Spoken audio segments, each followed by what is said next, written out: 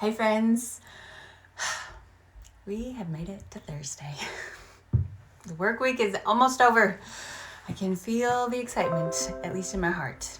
And my computer is excited apparently too.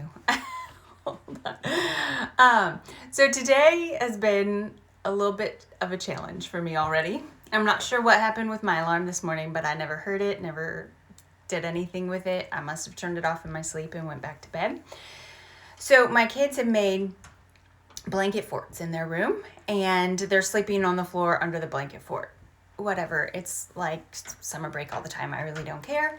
But this morning, my daughter's fort collapsed on her head while she was sleeping. And that was how we woke up.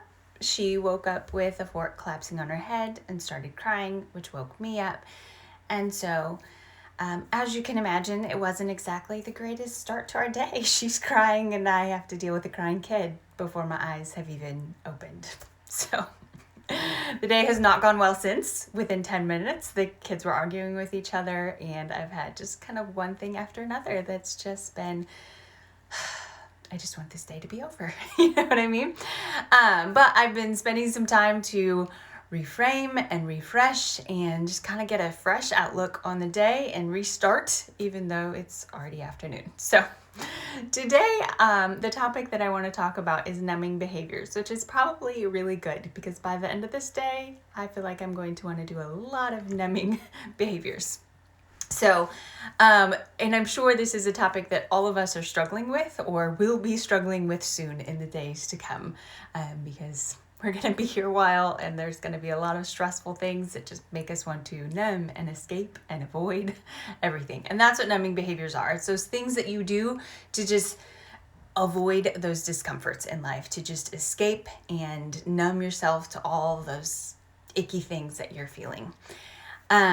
Food is particularly a common thing that we use to numb. Sweets and junk food are definitely the most common things that people would use to numb and avoid. Another one that is really popular right now is that endless Netflixing. Netflixing is not wrong, nothing's wrong with that, but to just do it endlessly because you just are trying to avoid reality might not be the most healthy thing. Or the mindless and eternal social media scrolling where you just keep turning it on and going and going and going. For one, that's numbing, and two, that's just going to remind you and refresh you of all of those things that are going wrong and all of the discomforts that you're feeling. Alcohol is another one that a lot of people choose, or any kind of drug, I suppose. Online shopping, that's a big one that some people are struggling with. Some people do real shopping, but we can't do that right now. So I just put the online shopping since that's all we're really allowed to do at this point. And it's not that any of these things in and of themselves are bad. We can certainly relax and enjoy the good things in life. It's not avoiding pleasure or avoiding, something fun and that makes you happy. Many of these things are good and they should be a part of our lives in some way. But the problem is when we use these things or when we use anything to escape or numb or avoid the discomforts instead of actually feeling those discomforts. Because life is really, really uncomfortable right now for everyone. And that's okay. To be healthy and to be at our best during this difficult situation, we have to learn how to sit with the discomfort and accept that it's going to be part of our lives. It's going to be a big part of our lives for a significant future. So that's something that we have to be able to accept and not to use these unhealthy things because, just the simple answer is if you just spend all your evening sitting on the couch and numbing with all kinds of junk food, you're not going to fit in any of your clothes by the time we all get to leave our houses. But there's also a lot of, just the mental aspect of the fact that it's not healthy to numb out and we actually need to be present to our emotions and deal with them properly. So one thing I wanted to cover is to tell the difference between numbing and pleasure. You have to check into how you're feeling during and after the activity. So let me give you an example. So when I am watching my favorite show, I'm not going to say what it is because some of you will judge me, but when I want to watch my favorite show, it's like a whole event. I get the comfiest blanket that we own, and I bought a new one because the old blanket wasn't even comfy enough anymore. We've used it too much. And I get, a nice cozy glass of tea or something, that's delicious. I put the kids to bed or make sure that they are away and engaged in YouTube or anything else but bothering me. And then I sit and I watch my show. I'm fully engaged and enjoying the pleasure of this show that I love so much. That is something that brings me joy and happiness and satisfaction in life. On the flip side of that is when at the end of this day, I will be tempted to flop on the couch because it's been a long and exhausting day. I'm going to turn on some random show that I'm not really going to watch, but I'll kind of know what's happening a little bit. I'm going to have my phone in my hand and just scroll through, catching up on what everyone's done on social media for the day. And all those snacks that I've hoarded from my children all day, I'm going to eat them. And I'm not going to think about it or enjoy it. I'm just going to eat them because it just feels good right now to just zone out and, mindlessly scroll and mindlessly watch and mindlessly eat and all of those things. This is numbing and avoiding and escaping the discomfort of life right now. And the problem is that when we're numbing and we're avoiding and escaping, we can't be selective. You just are escaping everything. So you can't feel those negative emotions and that discomfort, but you're also avoiding and escaping the good. You can't feel the good and the joy and the pleasure of anything that you're doing either. You're just numb to it all. And it keeps you from being available to actually engaging in your life and enjoying and savoring the good things. So what do we do when we are in these situations where we have the temptations to avoid? First, we want to recognize what specific activities that we usually turn to numb, and use that as a trigger to kind of take a pause. So if you know that you always eat when you go to the fridge or the pantry or wherever you have your snacks, use that as a trigger. Maybe you put a Post-it note on the fridge or something to catch your attention, to just pause. And when you're in that position where you know you're about to engage in something that's numbing or escaping for you, pause and kind of turn into yourself to notice the discomfort that you're trying to avoid. And try to identify the source of that discomfort.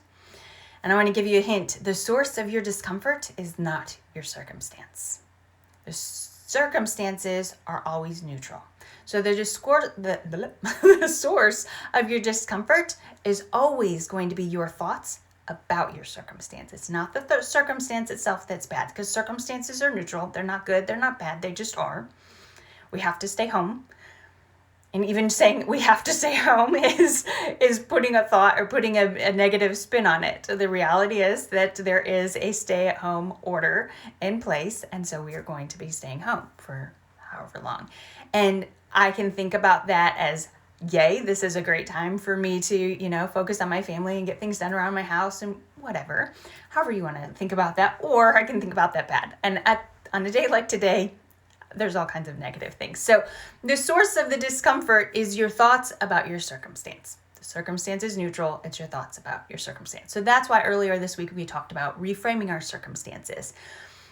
Because when you have identified those thoughts, you can kind of reframe them to think about them in a better light. So we're going to recognize when we're being triggered to numb, identify the source of the discomfort. It didn't recognize the pain and the discomfort that we're trying to avoid, and identify it.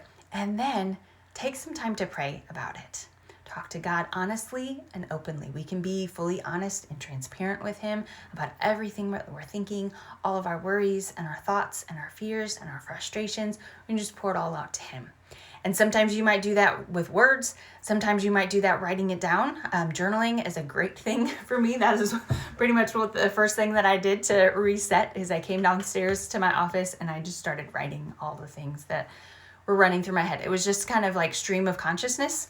Just whatever was coming through my head, I was just writing it down so that I could just pour it all out and just get that out, I guess, is kind of how I feel about journaling. And if it works better for you to write it out or works better for you to speak it out, whatever works, whatever helps you the most, but just pour it all out. And then see, once you've got it all out, see if there's a way for you to find a different perspective, to reframe your circumstance in a more healthy manner that is going to help you and serve you rather than disserve you. You also want to take some time to distinguish between what activities bring you genuine pleasure and which activities cause you to numb. So, are you fully engaged? One of the questions you can ask yourself is, are you fully engaged in savoring the activity, or are you just kind of escaping and mindless and numbing and avoiding? So that's just kind of a thought that you can use to decide between the two. And I want to encourage you to make sure that you're scheduling in things that are restorative and pleasurable for you, because they're going to fill you up. Because at the end of the day, when you feel depleted, it's because you've poured out all day and there's nothing left. And so you want to make sure that you're intentionally scheduling activities and planning for activities that are going to fill you up. So if you're finding at the end of the day you're depleted, maybe you need to put something in just before dinner or, earlier in the day so that you have something restorative that's going to kind of give you that extra push to get through the end of the day better. So, one of the things that you can do if you're finding that you enjoy food and you're kind of a foodie and it's pleasurable and you like to savor it, but instead of doing that, you're finding that you're just numbing and avoiding more often. With food, you eat an entire package of Oreos and you don't know how it happened. They sounded good and you really enjoy Oreos and you just eat them and then the whole package is gone. You just escaped and numbed with that. But if food is your thing, then maybe you're going to schedule some time into the kitchen to make some delicious food that you can actually enjoy. So schedule into your day that, and then don't just mindlessly eat it. Actually sit down and make a thing about it. Make it like an event where you can savor the food that you're eating and actually enjoy it and experience the pleasure that it brings you. And then decide what shows or books or things that are actually pleasurable for you. So you're not just turning on the TV because it's the end of the day and that's just the habit and the thing that we do is turn on the TV, but figure out I watch this show and this show and this show, maybe that's too many, but whatever. Decide what's going to be your pleasurable thing and then make it an event. Make it something where you get that blanket and that cup of tea and you got the kids to bed and you're just fully enjoying it as an experience. The other ideas for things that restore you, maybe it's take a bubble bath or go on a restorative walk or run or something outside where you can experience nature. So whatever you choose to do, just be fully present when you do these activities, not escaping and avoiding, but engage and enjoy the pleasure that it brings you. Another thought is to try to limit the temptations that you experience for the behaviors you use to numb. So don't buy the junk food. If it's not in your house, especially now, you cannot eat it. So I know your kids want it, but they can also eat fruit. So whatever you choose or, whatever you're using to numb out on, just stop buying it. And then perhaps with it, if it's social media scrolling, find times that you can just leave your phone in the other room, lock yourself away from that phone so that you're not using it. So you've got a few hours a day where you're just totally unengaged and disconnected from the technology and all of that, because we want to stay connected to our friends and family and everything in this time, but we don't need to always have it in front of us and scrolling through just to see and fill our minds up with all the chaos that's happening. So find some time to disengage. And then plan for those restorative activities instead of just numbing out. So like I said earlier, so our lives are really different from what we're used to, and they're going to continue to be different and uncomfortable.